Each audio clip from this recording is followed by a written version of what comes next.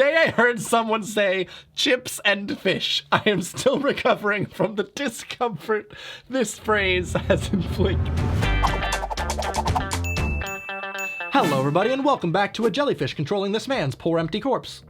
My name is Evan Edinger and I've lived in the UK for over 8 years, so hypothetically you could say I'm well assimilated. I understand most of the jokes, not all of the jokes. And so today, I'm gonna be challenging myself. Do I understand a lot of the old British memes in r/BritishProblems?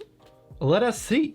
Also, I felt bad. We're doing a lot of Europe stuff recently, but as you know, Brexit, when UK started to shoot itself in the foot, all these European jokes aren't funny to them anymore, so now we're just doing a British-related one, eh? British problems. Let's see what's going on here. Neighbor told me my new fence was banging. I said, cheers, mate. I'm really happy with it. Turns out he meant the wind was making the panels bang in the night. Not that I'd done a banging job. Mate, your fence is banging. Oh, thanks, mate. Put that thing up this week. Looking nice. Looking banging. That is the epitome of just British humor there as well. Just, I'm gonna like this. I'm 1 for 1 at this point. Is this gonna be a challenge? I don't think so. BBC News didn't alert me when Notre Dame burned down, but sends me a news alert for the cancellation of the Jeremy Kyle show. Is Jeremy Kyle British Jerry Springer? I'm fairly certain that's gotta be it. I genuinely don't think I've seen even a clip of the Jeremy Kyle show. I've just heard about it. Hasn't it been canceled? Didn't someone die? Or is that Jerry Springer? I'm getting him confused. But do any of you use news apps? Like, I'm actually curious because I get most of my news from social media in terms of Reddit and Twitter, and I read the articles. I'm not just one of those people that just looks at the headlines, okay? Which I think is important. But I don't use like BBC app, which will just send you alerts when the Jeremy Kyle show cancels. I feel like I like to get my news from a lot of different sources, but definitely not BBC app. It's your own fault, all right? That's a British problem. You downloaded the BBC app. It's been about 3 weeks since I asked some teenagers on the bus to turn their phones down, and the adrenaline rush still hasn't subsided. Good on you. That is, I cannot imagine. That is overcoming such a hurdle as a British person on a bus, to telling people to just shut up. Oi, mate, turn your phone down. The most I'll do is I'll tut really loudly and talk about someone really loudly. I mean, this is probably one of the lamest stories about me I can think of, but in community college, one of the tables in the student union, there was a group of students there and they were just blasting some music that I thought was dreadful. And rather than telling them, hey, there's a lot of people here, why don't you turn it down? I decided to turn up my speakers and loudly play Owl City. They turned theirs down. I did not. No, I did. If that doesn't tell you who I was in college, I don't know what will. The mark yourself as safe option on Facebook is reminding me how many of my friends are idiots. I know you're safe. You're unemployed and live in Watford. I don't know why Watford makes me laugh. Probably just because it's like London outskirts up north. I know where that is. That's the end of one of them underground lines. Watford. That's where London ends and the north begins. So far, I feel like I'm getting so many of these that the citizenship, it's gotta be right around the corner at this point. I'm getting these jokes, okay? I asked a cashier dressed as an elf in Tesco if he was in charge of the elf and safety. He turned and gave me a 1,000-yard stare as if he were longing for euthanasia. Oi, you in charge of elf and safety? Tuesday, it is. That is a real accent though, right? Elf instead of elf. Is that just east? Like Essex? Pretty sure.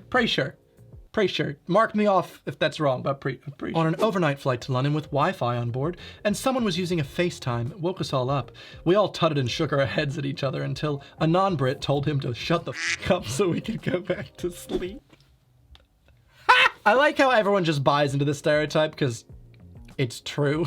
British people just do not enjoy the confrontation these days. US woman inadvertently starts war with the UK. Oh God, what's going on here? Hey guys, so I got a lot of questions after my last video and everyone wanted to see me make hot tea or British tea. So today we are gonna make tea. Hot tea So fill or a mug with water, British tea? put it in the microwave, set it for a minute, pour the milk in,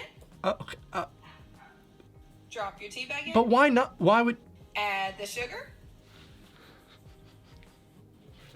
This is the worst thing I've ever seen in my entire life. I have to stop. She's trolling. There's no way in God's green earth. We're not that bad, okay? We are not that bad. I made a joke video called How Americans Make Tea. It was a joke, okay? Yes, we use the microwave. I know it's a cardinal sin now, okay, Father, forgive me. But the milk and then the sugar, that's just physics, folks. That's just bad. The sugar has to melt in the lukewarm microwave water. Oh. This ain't our fault. I mean, it kind of is. We threw the tea in the harbor. We didn't know what to do with it anymore, so... Oh, I'm so sorry. That upsets me, though, okay? I'm getting more citizenship points here. May we have your attention, please? The train... Thank you. Why don't they just replace the speakers? That's it. I've assimilated. I belong, okay? I'm calling it. My local supermarket has bouncers at the door. Same. I asked him if it's okay to wear trainers. He wasn't impressed. Ah, okay, it took me a little bit. I was like, wait, what was it? Because it's like a club. I get it. If I made that joke to the bouncer at my local Tesco, I don't think he's gonna get it either. Maybe he would. No, he wouldn't. I feel weird I had to explain that joke, but it just took me a while to get. Had a locksmith out yesterday. Told me he was all right for work as he was a key worker. A key worker. I said nothing. I am a failure. Don't worry, I'm a key worker. I think he deserves to work. This lockdown, anyone that's a locksmith, he should have been fine. He gets away with that. Any policeman's like, what are you doing? He's like, listen, I'm a key worker. You're gonna let him off the hook, okay? Lock and key. That is the one profession unaffected by the lockdown, because he's just gonna open up that lock. That's good. Getting a taxi home. Pointing out to the driver they missed a turn, but oh no, they know a quicker way, mate. Then sitting there in silent rage, watching the meter tick higher and higher, and you both know full well they're ripping you off. Listen, this might be an unpopular opinion as someone who lives in London.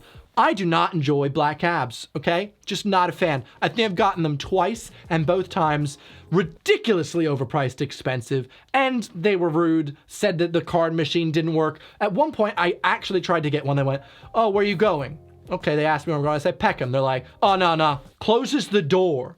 I'm sorry? I don't even think that's allowed. They're not allowed to turn me down just because I live in Peckham. Bullcrap. Those multiple reasons and the fact that Uber then started existing and being a lot cheaper than a black, I've never gone back. At least with Uber, I can see on my map where I'm going, what's going on. I'd be like, no, this way. Plus, there's that whole thing where the black cabs in London decided to cause a frick ton of traffic because they're angry about Uber. You're just making people hate you more. I didn't even know that was possible. I don't care how long you have to study the streets of London. It's 2020. We have GPS. We should not be expecting our taxi cab drivers to know every street name from Mildmay Avenue to Bloemfontein Road. Like, it's just ridiculous to expect this. You can get a black cab. I'm just saying, it's not for me. All right. There goes my citizenship. No matter what problems adult life brings, I always tell myself, at least I no longer have to play rugby in period 1 on a wet Monday in December. I can't relate. I can't. Never played rugby in my life. That's not a thing. We played American football, a little bit of tennis, a little bit of running that track, but no, I never had to play rugby in December outside. If it rained in the US, at least where I'm from, gym would just be done inside the gym. You don't actually have to go outside, even if you were supposed to, because it's raining. So you just use the gymnasium. Did your phys ed teachers really make you go outside in the rain? Maybe the US wasn't that bad. Heading out of the house, forgetting something, coming back in to grab it, greeted with, that was quick, every f***ing time. Is that just a UK thing? I don't think so. That's not a British problem. That's just human problem. Okay. I bet Finland's up here like, we said that to Justin. Finish. We said that was quick. Did you finish? No. Argos, would you like to buy the extended warranty for £45? No. Would you like a store card to spread payments out over 12 months? No. Can we have your email address? No. Just give me the fucking toaster. I don't think we have anything quite comparable to Argos in the States. Correct me if I'm wrong, Americans. I'll describe it to you.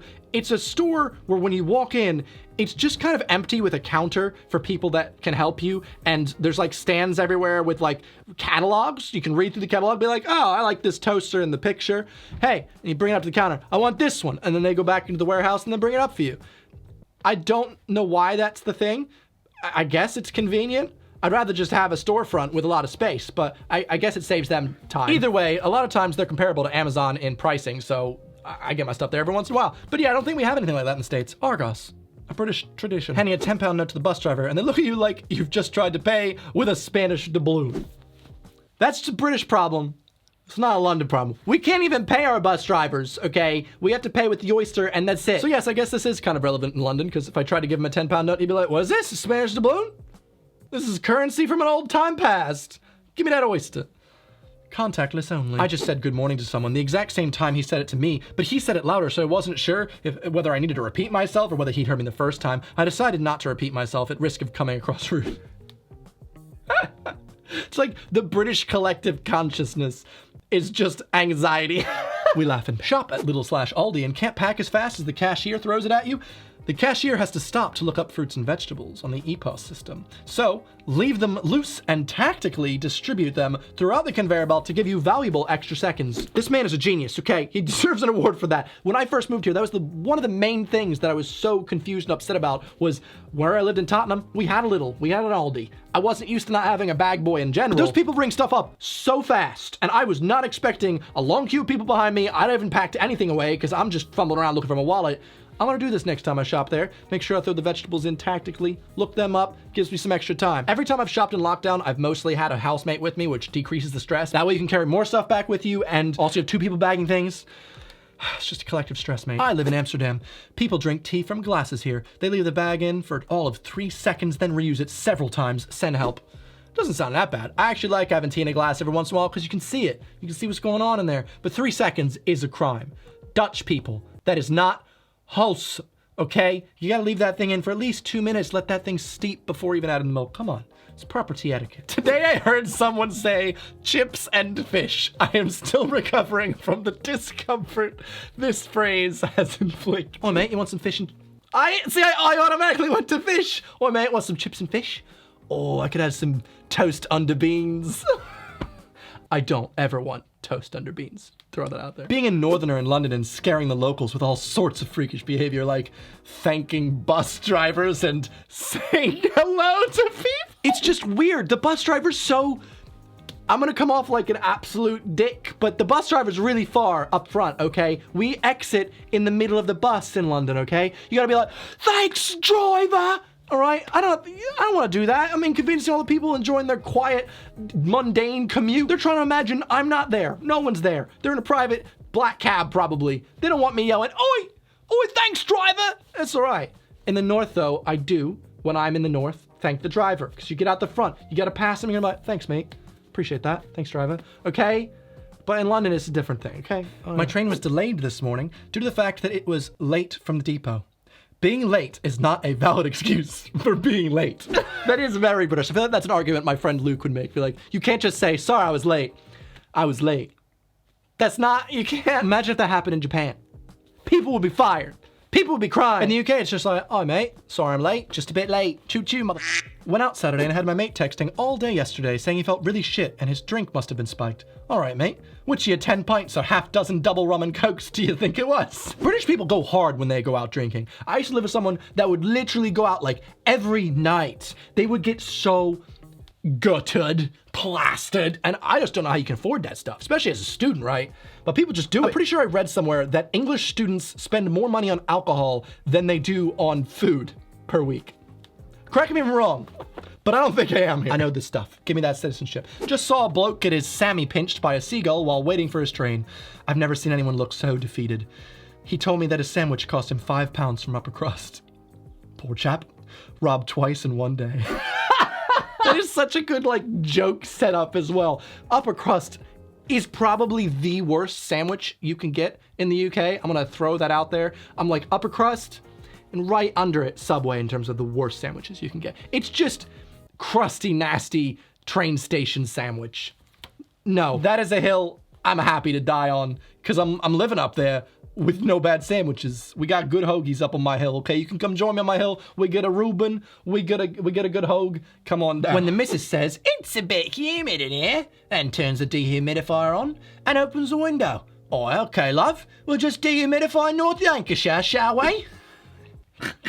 That sounds like something my mom would have said. Read platform number. Hear platform number. Walk to the platform. Read platform number. Get on the train at the corresponding platform. Continue to worry you're on the wrong train until you hear the announcement. That ain't relatable, British problem. I don't know what is. And to finish it off, a little boy just screamed down the tube carriage. If you're happy and you know it, clap your hands. And everyone remains silent. I love London. Listen. That type of stuff happens all the time. You get these street performers coming in. Shut up, all right? I'm on the tube. I'm not talking. It's like painfully quiet, but that's how it is, okay? London, my favorite city that's not really in the UK, but it's in the UK. So my own self-assessment I think I got like 95% of these British memes. I'm joining, okay? Like I said, I'm gonna be talking more about my citizenship in the upcoming months whenever I can find out when I'm getting it, but as far as I'm concerned, pretty sure I pass. Anyway, thank you very much for watching today's video. Hope you enjoyed it. If you liked it, give me a thumb. Tell me what you'd like to see me make on this channel, because we're open to a lot of new stuff. New content coming. Anyway, if you have any funny examples of British problems you've experienced that you'd like talked about in this Thursday's community video, leave them in the comment section below. Other than that, I will see you guys this Thursday. Goodbye.